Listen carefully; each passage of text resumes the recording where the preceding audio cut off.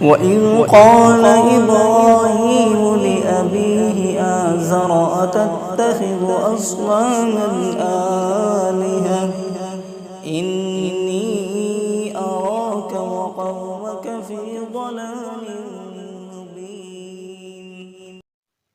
اعوذ باللہ من الشیطان الرجیم، بسم اللہ الرحمن الرحیم۔ ایک عالم دین کی کہانی۔ ایک عالم دین بغداد شریف میں رہا کرتے تھے۔ بہت بڑے عالم تھے، ان کے پاس ان کے بہت زیادہ طالب علم تھے۔ بڑے دور دور سے ان کے پاس پڑھنے آیا کرتے تھے۔ تو ایک دن عالم صاحب کا حج جانے کے لیے پروگرام بنا، تو انہوں نے اپنے شاگردوں سے کہا کہ چلو ساتھ میں چلتے ہیں۔ تمام شاگردوں کو ساتھ میں لیا اور نکل گئے۔ جانے کے بعد چلتے رہے، ایک گرجا گھر پڑا۔ گرمی بڑی شدید تھی، بڑی شدت کے ساتھ گرمی تھی، بہت تیزی سے دھوپ تھی، پسینے آ رہے تھے۔ تو کہا کہ کہاں آرام کیا جائے؟ تو عالم صاحب نے گرجا گھر کے سایہ دیکھا تو کہا چلو یہیں آرام کر لیا جائے۔ اس کے سائے میں بیٹھ گئے، گرجا گھر کے سائے میں بیٹھ گئے، آرام کیا تو وہاں پر آرام کرتے کرتے نیند آ گئی۔ تو بچے جو تھے شاگرد وہ سو گئے اور عالم صاحب کو نیند نہیں آئی۔ عالم صاحب اٹھے اور وضو بنانے کے لیے پانی تلاش کرنے لگے۔ پانی تلاش کر رہے تھے تو پانی تو نہیں ملا۔ گرجا گھر کی چھت پر ایک لڑکی دکھائی تھی، بڑی حسین اور جمیل خوبصورت لڑکی تھی۔ گرجا گھر پر جب انہوں نے دیکھا لڑکی کو تو اب وہ پانی بھول گئے، وضو وہ بھول گئے کہ ہم پانی تلاش کرنے وضو کے لیے آئے تھے، بلکہ وہ لڑکی کو دیکھنے لگے۔ لڑکی کو دیکھ رہے تھے، لڑکی تو آنکھوں سے اوجھل ہو گئی، لیکن ان کا دل جو تھا اس لڑکی پر آ گیا۔ اب پانی چھوڑ دیا، وضو بنانا بھول گئے، گرجا گھر کے دروازے پر گئے۔ دروازہ کھٹکھٹایا، اندر سے راہب نکل کر آیا۔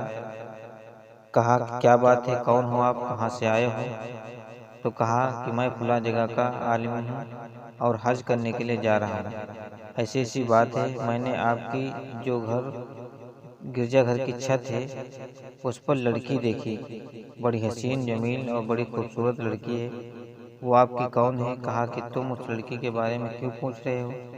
تم تو مسلمان ہو، عالم دین ہو، تم اس لڑکی کے بارے میں کیوں پوچھ کر رہے ہو؟ کہا بتاؤ تو صحیح وہ کون ہے؟ کہا وہ میری بیٹی ہے۔ تو کہا ٹھیک ہے، بڑی حسین اور خوبصورت لڑکی ہے، کیا آپ اتنا کام کر سکتے ہیں کہ اس لڑکی سے آپ یہ معلوم کر لیں کہ وہ مجھ سے نکاح کر لے، مجھ سے شادی کر لے؟ راہب نے کہا کیسی باتیں کرتے ہو آپ، مسلمانوں کے عالم ہو اور آپ ایسی باتیں کرتے ہو، آپ کے منہ سے یہ باتیں اچھی نہیں لگتی۔ کہا اللہ کے بندے میں اب کیا کروں، میرا دل اس لڑکی پر آ گیا ہے، میں اس سے نکاح کرنا چاہتا ہوں، اس سے شادی کرنا چاہتا ہوں، ہر قیمت پر میں تیار ہوں، وہ جو چاہے گی میں کرنے کے لیے تیار ہوں۔ کہا اچھا ٹھیک ہے، میں اپنی بیٹی سے معلوم کرتا ہوں، ویسے تو ہمارا دین نصرانی ہے، تم مسلمان ہو، ویسے تو راضی نہیں ہو سکتی، اور اگر ہاں کوئی اور ہوتا تو میں اس کی شادی بغیر کچھ پوچھے اس سے کر دیتا ہے، لیکن تم مسلمان ہو، عالم دین ہو، تم پر یہ اچھا نہیں لگے گا۔ اس نے کہا کہ جاؤ تو صحیح، آپ اس لڑکی سے پوچھو، اب میں کیا کروں، میرا دل اس پر آ گیا ہے، جو چاہے گی مجھے منظور ہے۔ کہا ٹھیک ہے۔ راہب اپنی بیٹی کے پاس گیا اور اس سے پوچھا، یہ سارا واقعہ سنایا، ایسا واقعہ ہے۔ اس کی بیٹی نے کہا کہ ٹھیک ہے، میں تیار ہوں شادی کرنے کے لیے، لیکن شرط ہے کہ ان کو بولو کہ وہ نصرانی دین قبول کریں، سب سے پہلی شرط نصرانی دین میں آ جائیں، ان سے شادی کر لوں گی۔ کہا ٹھیک ہے۔ انہوں نے آ کے عالم صاحب سے کہا کہ اب آپ نصرانی دین میں آ جائیں، بیٹی کہتی ہے کہ میں تیار ہوں، شادی کر لوں گی۔ کہا ٹھیک ہے۔ اس عالم نے فوراً ہی نصرانی دین قبول کر لیا اور اپنا دین چھوڑ دیا۔ اب یہ عالم نصرانی ہو گیا۔ تو راہب نے کہا کہ دیکھو تمہارے پاس مہر کے لیے تو کچھ ہے نہیں، اب تم فقیر آدمی ہو، کہاں سے ادا کرو گے؟ تم مجھے بتاؤ، کوئی اگر میرے لائق کام ہو تو میں کمائی کر لوں گا، اور جو بھی مجھے محنت کے پیسے ملیں گے میں ان سے مہر چکا دوں گا۔ کہا اچھا ٹھیک ہے، 1 سال تک تم خنزیر چراؤ گے، 1 سال تک خنزیروں کو دیکھ بھال کرو گے۔ وہ عالم جس سے خطبہ دیا کرتا تھا اس کے آسا سے اب وہ خنزیر چرانے کے لیے جاتا ہے۔ خنجروں کی دیکھ بھال کر رہا تھا۔ ادھر اس کے جو شاگرد تھے یہ نیند سے بیدار ہو گئے، اور اتنی جلدی ہو گیا 1-2 گھنٹے کے اندر یہ ساری باتیں ہو گئی۔ وہ دروازے پر گیا، گرجا گھر کے راہب سے ملاقات ہوئی، اس کی بیٹی سے بات ہوئی، اور ادھر 1-2 گھنٹے کے اندر سارا کچھ معاملہ ہو گیا۔ ادھر شاگرد اٹھ کر شاگردوں نے دیکھا کہ استاد صاحب غائب ہیں، تو استاد صاحب کو ڈھونڈنے کے لیے نکل گئے۔ پاس ہی میں گرجا گھر کے دروازے پر جب پہنچے تو راہب سے پتہ چلا کہ سارا ماجرا کیا ہے۔ تو شاگردوں کو بہت شرمندگی ہوئی، بہت ندامت ہوئی، اور کہنے لگے یہ کیا کر دیا ہمارے استاد صاحب نے۔ وہ دوڑتے ہوئے گئے اس جگہ پر جہاں وہ عالم اپنی عصا سے جس سے خطبہ دیا کرتا تھا وہ خنزیر چرا رہے تھے۔ کہا اللہ کا خوف کرو، آپ ہمارے استاد ہو اور آپ یہ کیا کر رہے ہو؟ قرآن کی آیتیں سنائیں، اچھی اچھی باتیں بتائیں۔ تو بولا کہ تم مجھے نہ بتاؤ، میرا دل اب اس لڑکی پر آ گیا ہے، اب مجھے نہ بتاؤ کیونکہ تم سے زیادہ میں جانتا ہوں، کوئی اثر نہ ہوا۔ شاگردوں نے کہا ٹھیک ہے، جیسا تم کہو۔ اسے چھوڑ دیا اور حج کرنے کے لیے چلے گئے۔ شاگرد جب وہاں سے واپس آ گئے تو انہوں نے صلاح مشورہ کیا کہ چلو دیکھتے ہیں استاد صاحب کا کیا حال ہے، ابھی بھی وہ مانیں گے یا نہیں مانیں گے، ایک بار وہ سمجھاتے ہیں۔ ان کے شاگرد آئے عالم کے پاس اور پھر قرآن کی آیتیں سنائی، پھر دینی باتیں بتائیں، لیکن ان پر کوئی اثر نہ ہوا، خنزیر چرا رہے تھے۔ شاگرد کہتے ہیں کہ ہم نے استاد صاحب کا بہت سمجھایا لیکن وہ کچھ نہ بولے، پھر ہم اپنا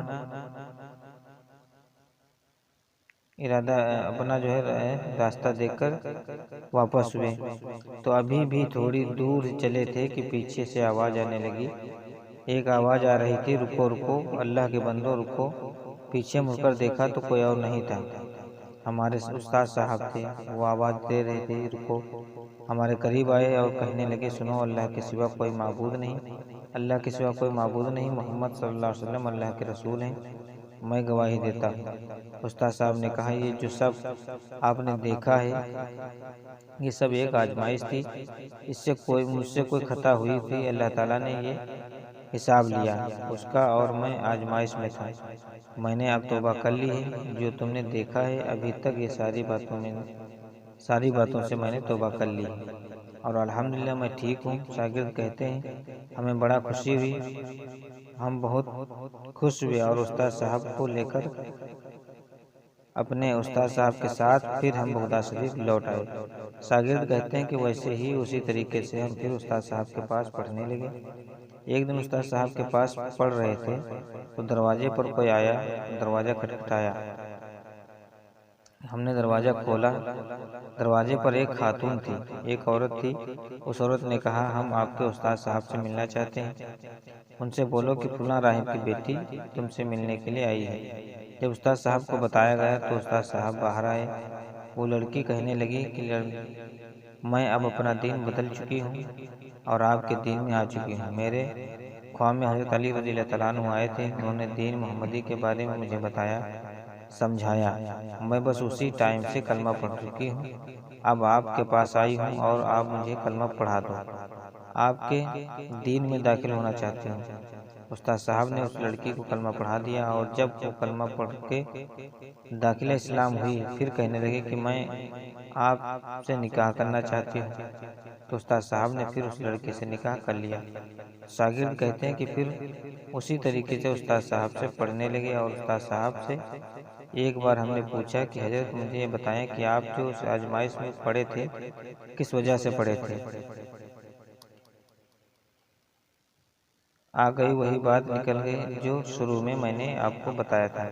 استاد صاحب کہنے لگے کہ بیٹو آزمائش میں اس لیے پڑا تھا کہ میں جا رہا تھا تو ایک نصرانی دھرم کا انسان آ کے میرے گلے سے لگ گیا، جیسے ہی میرے گلے سے لگا تو میں نے اسے جھٹک دیا، میں نے اسے جھنجھوڑ دیا اور ہٹا دیا، اور ہٹ جا تو جیسا ناپاک انسان میرے گلے لگتا ہے، میرے کپڑے خراب کر دیے، مطلب میں نے اپنا انا میں آ کے اسے بہت کچھ کہہ دیا۔ جب اس نے اتنا سنا مایوسی کے ساتھ پیچھے ہٹا اور کہا تمہیں کیا پتا کہ تم مجھ سے بہتر ہو کہ میں تم سے بہتر ہوں؟ اللہ سب جانتا ہے۔ اس کا دل ٹوٹ گیا۔ اس نے کہا اور جاتے وقت کہا کہ تمہیں نہیں پتا کہ میں داخل اسلام ہو چکا ہوں؟ انہیں کلمہ پڑھ لیا ہے اور تم نے اس طریقے سے مجھے جھنجھوڑ کر اپنے سے الگ کیا ہے۔ اللہ اس کا حساب لے گا۔ اسی وجہ سے میں اتنی بڑی آزمائش میں پڑا تھا۔ تو انسان کو کبھی گھمنڈ و تکبر نہیں کرنا چاہیے۔